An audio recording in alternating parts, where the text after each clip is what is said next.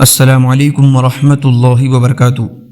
دوستو، آج کی ویڈیو ایک نہایت سنسنی خیز اور چونکا دینے والے انکشاف پر مبنی ہے۔ جی ہاں دوستو، معروف مبلغ اسلام مولانا طارق جمیل نے بالآخر خاموشی توڑ دی۔ رائمنڈ مرکز اور عالمی شورا کے وہ کالے کارنامے جن پر سالوں سے پردہ پڑا ہوا تھا اب سامنے آ گیا۔ دوستو،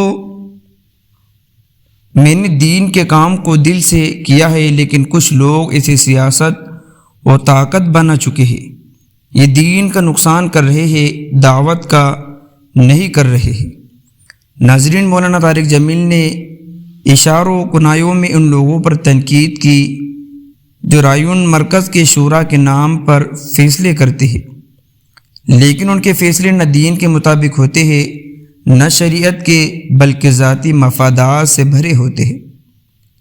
شورا کے کچھ ارکان پس منظر مولانا نے کہنا تھا کہ شورا کے کچھ لوگ حق بات دبانے میں ماہر ہو چکے ہیں۔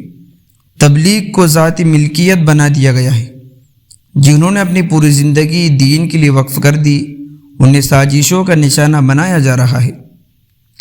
میرے جیسے لوگوں کو مرکز میں بیٹھنے کی اجازت نہیں، کیونکہ ہم سچ بولتے ہیں، دلوں سے بات کرتے ہیں، اور دین کے نام پر سیاست کرنے والوں کو یہ بات پسند نہیں۔ یہ بیانات واضح اشارہ دیتے ہیں کہ دعوت کا اصل چہرہ آج کن ہاتھوں میں ہے۔ کیا رائمنڈ مرکز اب بھی وہی روحانی مقام رکھتا ہے، یا وہ اقتدار کو کنٹرول کی جنگ کا میدان بن چکا ہے؟ ناظرین، اس ویڈیو کو زیادہ سے زیادہ شیئر کریں تاکہ امت کو سچائی کا پتہ چلے۔ مولانا طارق جمیل جیسے سچے لوگوں کی آواز کو دبایا نہ جا سکے۔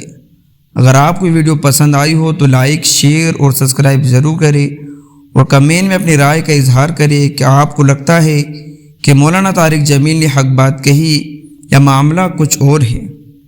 تو دوستو، یہ تھی کچھ حقیقت جو نیوز کے ذریعے سے بہت وائرل ہو رہی ہے، آپ کے سامنے بھی ہم نے پیش کی ہے۔ ملتے ہیں نیکسٹ ویڈیو میں۔ السلام علیکم۔